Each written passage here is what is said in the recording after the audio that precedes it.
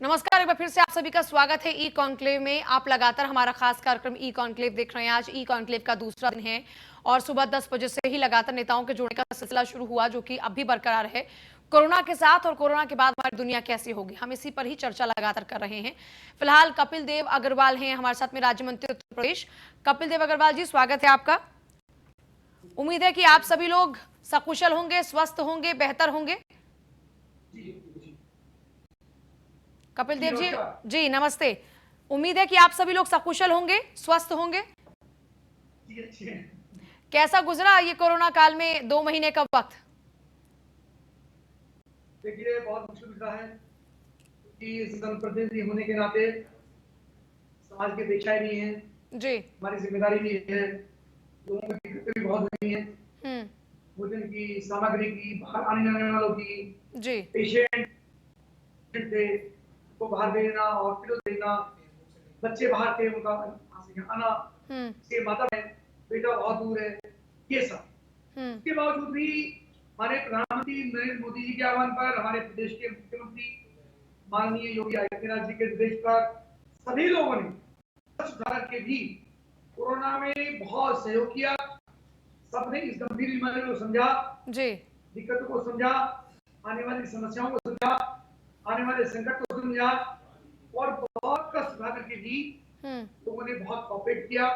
उसमें आपकी, आपके चैनल की बहुत बड़ी भूमिका है, समाचार पत्रों की, हमारे पुलिसकर्मियों की, हमारे सहायक कर्मियों की, हमारे डॉक्टर्स की, डॉक्टर के पैरामेडिकल स्टाफ की, सब लोगों ने अपनी बहुत जिम्मेदारी का निर्वहन किया है। अपनी जान भी बचानी है और दूसरे की जान बचानी है। ऐसे जो कोरोना वायरस थे उनके लिए हमारे प्रधानमंत्री लगातार उत्साहवर्धन के लिए बातचीत करते रहे। निश्चित रूप से एक बड़े युद्ध के साथ, एक युद्ध जैसी स्थिति होती है, उससे हम सब लोग लड़े हैं और अभी भी लड़ाई लगातार जारी है। अच्छा, क्या आप ये मानते हैं कि अभी तक तो बस समस्या कितनी बड़ी है हम इसी का अनुमान लगा रहे थे, लेकिन अब असल मायनों में हमारी इन चुनौतियों के साथ में जंग अब शुरू होगी? क्या आप भी यही मानते हैं? क्योंकि अब तक तो लोगों को घरों में रहना था, अब लोग घरों से बाहर निकलेंगे, असली चैलेंज अब होगा सरकारों के सामने। जी बिल्कुल, निश्चित रूप से होगा। देखिए, अभी जो लोग पैदल निकलेंगे, निश्चित रूप से बड़ी संख्या घर जाने वाले लोगों की। तो हमारे प्रधानमंत्री ने कहा था कि सभी को घर पर रहना है, सबको वेतन देना है, उनके जो एम्प्लॉयर्स हैं। काफी लोगों ने वेतन दिया। सर्वप्रथम मैं आपके माध्यम से उनका धन्यवाद करता हूँ। जिन सारे इंडस्ट्रीज ने, उद्यमियों ने, व्यापारियों ने या किसानों ने अपने अपने कर्मचारियों को लंबे समय तक वेतन देने का काम किया। लेकिन दिक्कतें हैं, इंडस्ट्रियां बंद हुई है, काफी सारे श्रमिक सड़कों पर आकर के अपने घर जाने के लिए निकल पड़े। लेकिन सरकार ने बहुत हद तक अपनी जिम्मेदारी निर्वहन करके लगभग 1000 ट्रेन उत्तर प्रदेश के अंदर 21,000 से ज्यादा बसें और ये चली हैं, इनमें लेकर के जो श्रमिक अपने घर को लौट रहे हैं। और समाज के लोगों ने भी, व्यापारियों ने, उद्यमियों ने, छोटे छोटे दुकानदारों ने, गांव के लोगों ने और प्रशासनिक अधिकारियों ने, पुलिस ने उनको भोजन पहुंचाना, उनको पानी पहुंचाना, बच्चों के लिए दूध पहुंचाना, उनके लिए राहत सामग्री की व्यवस्था करना, उनके कष्ट में का सहयोग करना बड़ा चैलेंजिंग काम है। तो जो दूसरा प्रश्न आपने पूछा है, वो भी गांव में जाने के बाद ये समस्या भी आएगी। तो हमको लगता है एक व्यक्ति परिवार का 2 साल से, 4 साल से, 10 साल से बाहर चला गया था, जी, उसके भाई ने सोचा जो उसकी प्रॉपर्टी में रह था, वो घर चला गया, बाहर चला गया, अब चला गया, तो काम सेट हो गया, नहीं आएगा वापस, तो घर उसके बच्चे पहले छोटे थे या नहीं थे, बच्चे भी बड़े हो गए, जी, तो परिवार में भी कहीं ना कहीं दिक्कतें हैं। लेकिन माननीय प्रधानमंत्री जी ने, माननीय मुख्यमंत्री जी ने हम सबसे, पूरे देश के, प्रदेश के वासियों से ये आह्वान किया है कि इन सब समस्याओं से हमको डरना नहीं है, बल्कि लड़ना है और लड़ करके इसके ऊपर विजय पाना। अच्छा, अभी तो बहुत टाइम से हुआ कि उन सब लोगों को, जैसे मेरे पास भी व्यवसाय, शिक्षा एवं कौशल विकास का विभाग उत्तर प्रदेश में स्वतंत्र प्रभार में मंत्री, तो हमने भी ये बात की है कि ऐसे सब लोगों को जो किसी इंडस्ट्री में काम करते थे, उनका किसी प्रकार का अनुभव था, तो उनको हम एनरोल करेंगे, एक ऐप बना करके उनको हम उसमें डाउनलोड उनका अपलोड कराएंगे, रजिस्ट्रेशन उनका कराएंगे और उनसे पूछेंगे आप किस काम के। मतलब आप ये कहना चाह रहे हैं कि उत्तर प्रदेश में जो अभी तक लोगों की जो यंग पावर होती है, जो लोग लगातार हमेशा से कहते हैं युवा शक्ति है, उस युवा शक्ति का इस्तेमाल अब उत्तर प्रदेश के विकास के लिए करेंगे। देखिए इस वक्त सवाल तो यही है, और सरकार अगर उस युवा शक्ति को अब यूटिलाइजेशन में लाना चाहती है तो जाहिर सी बात है ये एक बहुत ही सकारात्मक कदम होगा, क्योंकि जो लोगों का पलायन होता है उत्तर प्रदेश के कई जो जिले हैं जहां पर अभी तो विकास नहीं पहुंचा, या फिर जो लोग अपने बेहतर भविष्य के लिए, अपने बेहतर अपनी जो उनके कामकाज हैं उसके लिए अपने इलाकों को, अपने गांव को, अपने क्षेत्र को छोड़कर बाहर आ जाते हैं बेहतर जिंदगी की तलाश में, बेहतर रोजगार की तलाश में, अब ज्यादातर वो लोग फिर से वापस पहुंचे हैं। और आप ये कह रहे हैं कि उस युवा शक्ति का हम इस्तेमाल करेंगे उत्तर प्रदेश के विकास के लिए, लेकिन क्या अभी उत्तर प्रदेश, क्योंकि देखिए हर राज्य समस्या से जूझ रहा है इस वक्त, ये खाली उत्तर प्रदेश नहीं, उत्तर प्रदेश तो पूरे मुल्क के बराबर का एक राज्य है जहां पर बहुत सारे चैलेंजेस हैं। आपको लगता है कि इस सभी का समावेश कर पाना बहुत आसान होगा सरकार के लिए? निश्चित रूप से बड़ा चैलेंज है। देखिए एक तो कोई हम किसी के द्वारा लाई नहीं गई है, तो चाइना का विषय है, चाइना के माध्यम से आई, पर भारत में किसी का इसमें रोल नहीं है, एक अचानक आ गई। ये तो प्रधानमंत्री जी की बिल्कुल दरियादिली है, और निश्चित रूप से एक वो महामानव और ईश्वरीय शक्ति के रूप में उभरे हैं, जिन्होंने बहुत जल्दी लॉकडाउन का निर्णय लेकर के और एक मजबूत और निर्णय लेकर के, और प्रधानमंत्री ने लॉकडाउन लागू करके हम सब लोगों को कष्ट में डाल करके भी लॉकडाउन पालन कराया, काम व्यवसाय बंद रहे, सबने सहयोग किया, लेकिन जितनी बड़ी महामारी हिंदुस्तान के अंदर हो सकती थी उसको बहुत हद तक कम करने का काम माननीय प्रधानमंत्री कर पाए। निश्चित रूप से बधाई के पात्र हैं। अब पूरी दुनिया के अंदर आज नरेंद्र मोदी की जय जयकार हो रही है, और लोग नरेंद्र मोदी को आइकॉन के रूप में मान रहे हैं कि नरेंद्र मोदी ने कैसा व्यक्तित्व, ये बिरला व्यक्तित्व है जो पूरी दुनिया को संदेश देने का काम नरेंद्र मोदी लगातार कर। तो जो आपने विषय रखा है एम्प्लॉयमेंट का, युवा शक्ति का, बिल्कुल हमको पूरा भरोसा है कि हमारे मुख्यमंत्री योगी आदित्यनाथ जी बहुत दृढ़ इच्छा शक्ति वाले मुख्यमंत्री हैं।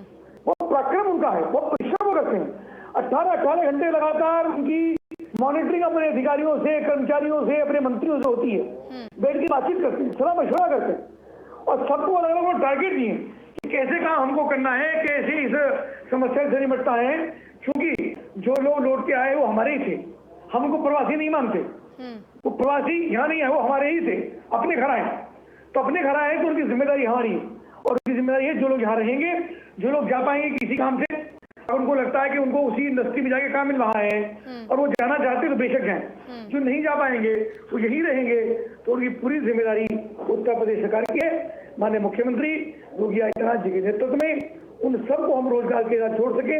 मनरेगा में भी माननीय प्रधानमंत्री ने एक बहुत बड़ा बजट देने का काम किया, उसमें भी रोजगार देने का काम हम लोग करेंगे, और निश्चित रूप से उसके माध्यम से भी, और जो हमारा स्किल डेवलपमेंट, इसके अलावा हमारा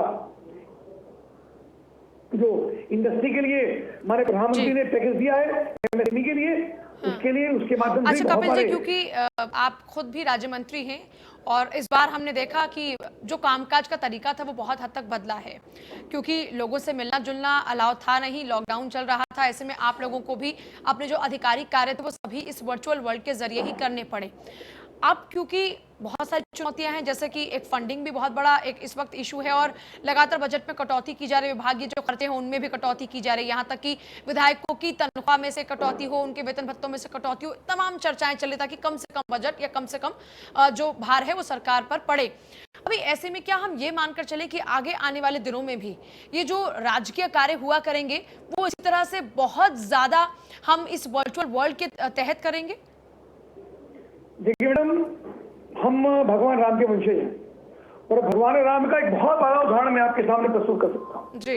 भगवान राम अयोध्या के राजा थे, चक्रवर्ती सम्राट थे, उनको राजतिलक होना था और पूरी सुख सुविधाएं उनके पास थी, लेकिन जब उनको वनवास हुआ तो वनवास में मात्र एक धोती, खड़ाव भी नहीं थी, नंगे पैर, धनुष बाण और जोड़ी वस्त्र रहे होंगे, शायद एक ही जोड़ी रहा होगा, और उनमें से 3 लोग भगवान राम, सीता माता और लक्ष्मण, उन्होंने 14 वर्ष काट दी। इसका मतलब एक तो जो हमारे पास संसाधन है उनमें हम जीवन जीना जानते हैं, और जब हमारे पास समस्याएं होती है या अभाव होता है किसी चीज का, तो उनमें भी भगवान राम 14 वर्ष कैसे काट सकते हैं और प्रसन्नता पूर्वक कैसे जी सकते हैं, ये हम सब के लिए बहुत बड़ा उदाहरण है। अगर हमारे पास साधन कम होंगे, समस्याएं होंगी, आर्थिक मदद कम होगी, वेतन कम होगा, सरकारी संसाधन कम होंगे, तो हमको अभी उसमें प्रसन्नता पूर्वक इसको काटना है। हमें इसको बोझ नहीं समझना है, समस्या नहीं समझनी है, बल्कि प्रसन्नता पूर्वक आगे आकर के अपने व्यक्तिगत खर्च, चाहे व्यक्तिगत जीवन में हो चाहे हम सरकारी सेवा में हो, हमको समय खर्च में कटौती करके अपने देश को आगे बढ़ाना है, मजबूत करना। लेकिन उसमें ब्यूरोक्रेसी की बहुत अहम भूमिका हो जाती है। सरकार के हर फैसले का क्रियान्वयन सिर्फ ब्यूरोक्रेसी पर निर्भर करता है। आपके उद्देश्यों की पूर्ति का पूरा ये मान लीजिए कि जो भी नियंत्रण रहता है या फिर वो ठीक तरीके से एग्जीक्यूट हो, उसके लिए पूरी की पूरी जिम्मेदारी ब्यूरोक्रेसी कंधों पर होती है। लेकिन क्या आप ये वाकई मानते हैं कि ब्यूरोक्रेट्स इतनी आसानी से, जो अभी तक देखिए कहते हैं कि जो प्रवृत्ति में आ जाता है एक बार, उस प्रवृत्ति से बाहर निकलना बहुत मुश्किल होता है। ये जैसा आपने जिक्र किया भगवान राम की कथा का, या फिर उन्होंने कैसे वनवास काटा, ये हम सुन तो लेते हैं लेकिन बहुत कम लोग इसे अपनी जिंदगी में अडॉप्ट कर पाते हैं। तो क्या ये जो अधिकारी हैं या फिर जो मंत्री हैं, जिनको जिनको जिस तरह से आराम परस्ती की आदत लगी है, वो इस सिचुएशन में आगे सब चीजों को हैंडल कर पाएंगे? जब तक बहुत मजबूरी हो तब तक तो कुल हैंडल करते हैं, लेकिन जैसे ही दिखता है कि चीजें ठीक हो रही हैं, लोग फिर से उसी ढर्रे पर आ जाते हैं। बात आपकी ठीक है, लेकिन अभी जो ये 2 महीने से अधिक लॉकडाउन हुआ है, ब्यूरोक्रेट का इससे बहुत बड़ा योगदान, बहुत परिश्रम लोगों ने किया है। डीएम एसएसपी ने 18 20 घंटे काम किया, सारी मजिस्ट्रेट, सीओ, पुलिसकर्मी लगातार सड़कों पे लेकर के लोगों को जागरूक करना, लोगों को फेस कवर लगाना, उनकी व्यवस्था करना, उनको समझाना, इसमें लगातार काम करते हैं। हमको पूरा भरोसा है कि यथा राजा तथा प्रजा, जिस प्रकार से हमारे मुख्यमंत्री हैं, जिस प्रकार से हमारे प्रधानमंत्री, उनसे प्रेरित होकर के ब्यूरोक्रेट्स भी अच्छा काम करेंगे और जनता के सहयोग के लिए योजनाएं बनाएंगे, कम खर्चे की योजनाएं बनाएंगे, हमको पूरा भरोसा है। और छोटी मोटी कहीं गड़बड़ होगी तो उनसे बैठ के बातचीत करेंगे। अगर कोई व्यक्ति पटरी से उतर के काम करता है तो समझाया जाएगा, और समझ में आके काम करता है ठीक है, वरना उसको पनिश किया जाएगा। यानी जो मुख्यमंत्री का निर्देश होगा वैसे लोग काम करेंगे, ऐसा हमको पूरा भरोसा है। अच्छा, 23 करोड़ की आबादी है उत्तर प्रदेश की, और इतनी बड़ी आबादी में अब लोगों का मूवमेंट शुरू हो चुका है। सरकार ने फैसला लिया है कि लोग सोशल डिस्टेंसिंग का पालन करेंगे, और इसके अलावा चेहरे पर मास्क होना चाहिए जब भी आप घरों से बाहर निकलेंगे, हाथ बार बार धोने होंगे, मतलब तमाम एहतियात के तहत आपको ऐसे ही जिंदगी जीनी होगी। लेकिन क्योंकि ये आप भी जानते हैं और हम भी जानते हैं कि अब आंकड़ों में इजाफा होगा, और कई एक्सपर्ट्स यही कहते हैं कि अब आंकड़ों में इजाफा होगा, तो क्या उत्तर प्रदेश का स्वास्थ्य महकमा उतना स्ट्रांग है? आप मानते हैं कि जब समस्या बड़ी हो जाएगी तो हम उसके साथ डील कर पाएंगे? कोई दिक्कत नहीं है। आप ये कल्पना करिए कि अगर लॉकडाउन नहीं होता तब कितना बड़ा आंकड़ा होता। उस आंकड़े को चैलेंज के साथ स्वीकार करने के बाद हमने उसको काफी हद तक रोकने का काम किया। अगर इंटरनेशनल रिजल्ट हम देखें तो भारत बहुत सी स्थिति में है। निश्चित रूप से हम सब के लिए ये लॉकडाउन होने के बाद या महामारी होने के बाद भारत के लिए प्रसन्नता का विषय है कि हम बहुत अच्छी स्थिति में भारत को नियंत्रित कर पाए। और जो भी आने वाले समय में चैलेंजेस हमारे हैं उन सबको हमको स्वीकार करना है। प्रधानमंत्री ने कहा भी है कि हमको लॉकडाउन के साथ जीना है, लेकिन जीने का मतलब ये नहीं है कि जबरदस्ती होंगी उनका आलिंगन करना। हमको दूरी रहना है, सोशल डिस्टेंस बना के रखना है। और ये जो सोशल डिस्टेंस में नहीं, मैं तो शब्द नया इसके लिए प्रयोग करना चाहूंगा, इसको फिजिकल डिस्टेंस कहना चाहिए, क्योंकि सोशल का मतलब तो सामाजिक, सामाजिक का मतलब जाति का विषय आ सकता है। एक फिजिकल डिस्टेंस हमको रखनी है, फेस कवर हमको रखना है, और न्यूनतम समय सड़कों पर बाजार में निकलना है जब बहुत आवश्यक हो, वरना अनावश्यक रूप से घूमना नहीं है, ताकि भीड़ ना बढ़े। और भीड़ के बढ़ने के कारण से महामारी ना फैले, कोरोना ना बढ़े। ये हम सब की व्यक्तिगत जिम्मेदारी है, सामूहिक जिम्मेदारी है। और ये जिम्मेदारी ऐसी है कि मुझे खुद ही पालन करना है और सामने वालों को भी पालन करना है। यानी जिंदगी में बहुत सी चीजें जब लिमिटेड होंगी तो क्योंकि लोगों के खर्चे के तहत ही सरकार की आमदनी होती है, तो क्या सरकार ने आगे की प्लानिंग भी कर ली है कि आमदनी के, क्योंकि अब सोर्सेज कम हो जाएंगे, तो जब आमदनी के सोर्सेज कम होंगे तो क्या ये मानकर चलें कि उत्तर प्रदेश की रफ्तार भी विकास की थोड़ी कम होगी, या फिर सरकार ने उसकी रफ्तार को गति देने के लिए कुछ और इंतजामातों की तैयारी भी कर ली है? रफ्तार विकास की कम नहीं होगी, दिक्कतें हुई है, दोबारा करें, दिक्कतें हुई है। दिक्कतें केवल हमारे सामने नहीं है, अमेरिका जैसी महाशक्ति के सामने हुई है, लेकिन उन दिक्कतों पर पार पाना, दिक्कतों पर विजय करना, ये हमारी हसरत है। हम उसमें निश्चित रूप से करेंगे, समस्याओं का समाधान करेंगे, अपनों के लिए हमेशा खड़े रहेंगे, उनकी समस्याओं को समझेंगे, उनकी समस्याओं को निराकरण करने का काम करेंगे। भारत निश्चित रूप से एक महाशक्ति के रूप में है और भारत में जब जब देश के अंदर संकट आया है तब तब भारत के उद्यमी, उद्योगपति, व्यवसायी, सामान्य लोग, किसान, सब लोग सबने दोनों हाथ बढ़ा करके लोगों की मदद करने का काम किया। ये समय कभी भूल नहीं सकते। जब जब भी ऐसा संकट कभी देश के ऊपर आया है तब लोग बिल्कुल पलक पावड़े बिछा करके खड़े हो गए। आज भी ऐसी समस्याएं हैं तो मुझको लगता है इस देश के जो बड़े उद्यमी हैं, जिनके ऊपर देश भरोसा करता है, जो सरकार की जीडीपी को बढ़ाने का करते हैं, जिनके टैक्स से सरकार चलती है, आज भी वो नरेंद्र मोदी को भरोसा करके उनको समर्थन करेंगे, उनको सहयोग करेंगे और देश के सामने किसी प्रकार का संकट न आए उसके लिए उनका भरपूर प्रयास है। जब जब देश त्रासदी देखता है तब तब बहुत सी हृदय विदारक तस्वीरें आती हैं जो दिल को झकझोर कर रख देती हैं। इस बार जब कोरोना संकट काल आया तो जाहिर सी बात है आप तक भी ऐसी कई तस्वीरें पहुंची होंगी जो बहुत ही मार्मिक रही होंगी। मैं चाहूंगी कि कई बार जब इस तरह की तस्वीरें आती हैं तो आपकी जिंदगी भी बदल जाती है, आप अपने व्यवहार में भी बहुत सारे तब्दीलियां ऐसी कर लेते हैं। क्या ऐसी कोई तस्वीर या कोई ऐसा पल इन 2 महीने के दौरान में आपकी जिंदगी में भी आया जिसने आपको या आपके व्यवहार को बदल दिया हो? नहीं, एक नहीं कई आए हैं। क्योंकि जब लोग मिलते हैं सबसे बड़ी दिक्कत क्या है जी, एक आदमी मांग लेता है कि साहब मुझको दिक्कत है। एक बहुत बड़ा वर्ग वो है जो मांगता नहीं है जी, उसको शर्म आती है मांगते। दिक्कत उसके सामने भी है, उसके बच्चे के लिए भी दूध नहीं है, उसके घर में भी खाना नहीं है, उसके घर में भी आटा नहीं है, उसके घर में भी दाल चावल नहीं है। लेकिन भूख तो सबको लगती है और समान रूप से लगती है, चाहे बड़ा हो या छोटा हो। ऐसे बहुत कई लोग हमारे संपर्क में आए जिन माध्यम से किसी और के माध्यम से सूचना का महासंकट है। जब परिवार के अंदर मैं पहुंचा जिनकी हिम्मत मांगने की नहीं हो रही थी, इनके में उनका मकान और घर में चूल्हा और ज्यादा घर में आटा है, न दाल है, न चावल है। और जब हमको पता लगा तो मैंने वह सामग्री किसी कार्यकर्ता के क्षेत्रीय कार्यकर्ता के माध्यम से भेजी और उसकी उस महिला ने टेलीफोन करके इतने शुभाशीष, इतनी शुभकामनाएं, इतना आशीर्वाद से दिया कि भैया हम 24 घंटे ज्यादा हो गए, हमारे घर के अंदर कुछ भी नहीं था। और उसके पड़ोसी ने हमको सोचा कि उसने नहीं मांगा कि देखो इनके घर में ये समस्या हो रही है। हमने जब मदद भिजवाई तो बहुत शुभकामनाएं दी, बहुत प्रसन्नता व्यक्त की और हमने फिर और मदद की। वहां पर सिक्योरिटी की आवश्यकता थी।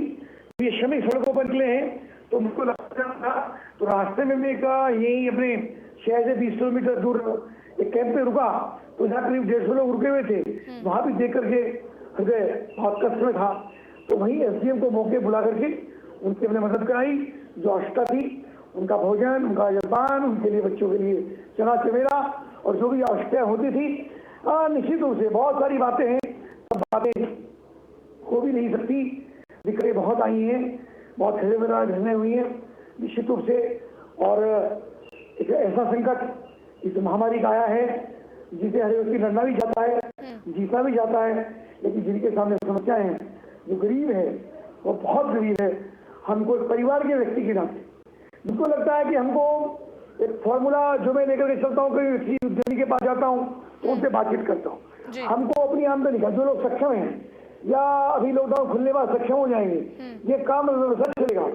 अपनी आमदनी का 10% किसी न किसी रूप से निर्धन लोगों में, गरीब लोगों में, जरूरतमंद लोगों में खर्च करना चाहिए। तो 2 लाख हो। लेकिन बीजेपी सरकार चाहे केंद्र की हो चाहे राज्य की हो, और इस बार तो वैसे भी प्रधानमंत्री मोदी ने आत्मनिर्भरता का सभी को संदेश दिया है कि आत्मनिर्भर हमें बनना होगा हर लिहाज से।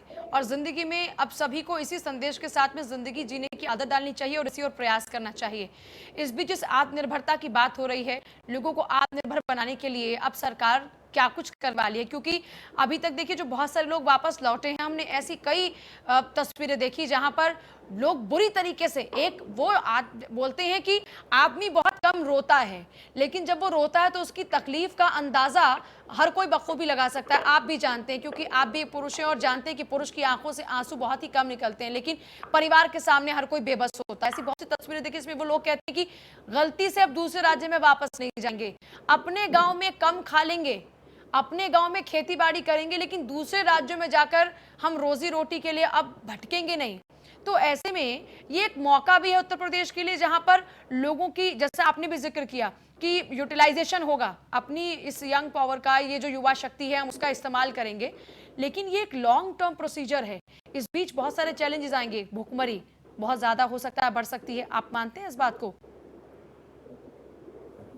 जी मैम, जो प्रधानमंत्री जी ने आज दिन भर भारत की कल्पना की, हम सबको संदेश दिया, एक बहुत मार्मिक, उस दिन का उनका उद्बोधन बहुत मार्मिक उद्बोधन था। और मुझको लगता है कि स्वामी विवेकानंद ने शिकागो में जिस प्रकार से अपना उद्बोधन देकर के भारत को एक विश्व महाशक्ति के रूप में स्थापित करने का काम किया। हमने स्वामी विवेकानंद को केवल सुना है समाचार पत्रों के माध्यम से और अन्य इतिहास के माध्यम से, लेकिन नरेंद्र मोदी जी को सुना, बहुत बार सुना, लेकिन जिस प्रकार का उनका उद्बोधन उस दिन का था, आज जब आपने भारत की बात की तो वास्तव में दिल भराया। कैसी कल्पना उनकी है। उन्होंने कहा कि हम सबके लिए इकोनॉमी एक बहुत बड़ा देश है, हमको इकोनॉमिक सेक्टर को बढ़ाना है, इसके साथ हमको इंफ्रास्ट्रक्चर बढ़ाना है। इंफ्रास्ट्रक्चर का मतलब संसाधन को दिखाना है, सड़कें, ट्रेन, शिप, हवाई जहाज और व्यवसाय, उद्योग, इन सब के माध्यम से इंफ्रास्ट्रक्चर हम देंगे तो लोगों को साधन मिलेंगे, और साधन मिलने से यूटिलिटी बढ़ेगी, यूटिलिटी बढ़ने से लोगों को आमदनी बढ़ेगी। सिस्टम को ठीक करना है, कितनी गरीब आप प्रधानमंत्री के सिस्टम को ठीक करना है, जो सिस्टम कहीं गड़बड़ है, जैसा अभी आपने पूछा था ब्यूरोक्रेट का, उस सिस्टम को हमें ठीक करना है। सिस्टम अगर ठीक होगा, गाड़ी अगर ठीक होगी तो स्पीड से सही समय पे अपने टारगेट के ऊपर पहुंच जाएगी। और वो डेमोग्राफी के लिए कहा और डिमांड के लिए कहा और युवाओं के लिए कहा कि हमको, उन्होंने कहा कि स्वदेशी को हमने अंतर्राष्ट्रीय स्तर पर लेके जाना है, हमको अपने वोकल सिस्टम को मजबूत करना है। जो चीजें हम स्थानीय स्तर पे हमको छोटी लगती हैं, हमको उनको वोकल यानी प्रचार करके उनको राष्ट्रीय स्तर पर लेके जाना। यानी कितना बड़ा विजन प्रधानमंत्री ने हम सबको देने का काम किया। एक बहुत प्रेरणादायी उद्बोधन उनका था। और आप देखिए, मुझको लगता है कि बहुत कम समय ये जो समस्या आई हम सबके सामने आई है, जिससे जूझते रहे हैं, बहुत जल्दी निजात पा करके एक प्रफुल्लित, उत्साहित और एनर्जेटिक भारत हम सबके सामने खड़ा हुआ, ऐसा हमको लगता है। बहुत शुक्रिया बातचीत के लिए कपिल जी। देखिए, कुल मिलाकर अब हमें सिर्फ और सिर्फ पॉजिटिविटी साथ रहना होगा, तभी इस समस्या से पार पाई जा सकती है। सरकारें इस वक्त दावे कर रही है कि हम इस तरह से लोगों को बाहर निकालेंगे या फिर हमारे पास में ये रोड मैप है, लेकिन यकीन मानिए अभी संघर्ष आपको खुद भी अपने लिए करना होगा। छोटा सा ब्रेक यहाँ पर ले रहे हैं, लेकिन ब्रेक के उस पार भी ई कॉन्क्लेव लगातार जारी है।